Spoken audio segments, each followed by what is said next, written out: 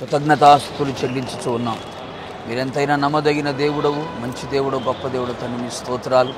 మా హోసన్న మినిస్ట్రీస్ని మీరెంతగానో ఘనపరిచారు ప్రభా, మంచి స్తోత్రం చెల్లిస్తున్నాం. మా మినిస్ట్రీ నాయకులను ప్రభా అమెరికా అగ్రరాజ్యానికి మీరు తీసుకొని వెళ్ళి అక్కడ గుడారాల పండుగల ప్రభా మీ దాసులను మీరు వాడుకొని మరలా క్షేమంగా భారతదేశానికి రావడానికి తండ్రి మా మధ్యలో మీ సజీవులుగా నిలిపినందుకై మిమ్మల్ని స్తుతి చెల్లిస్తున్నాం ప్రభా, మీ స్తోత్రాలు.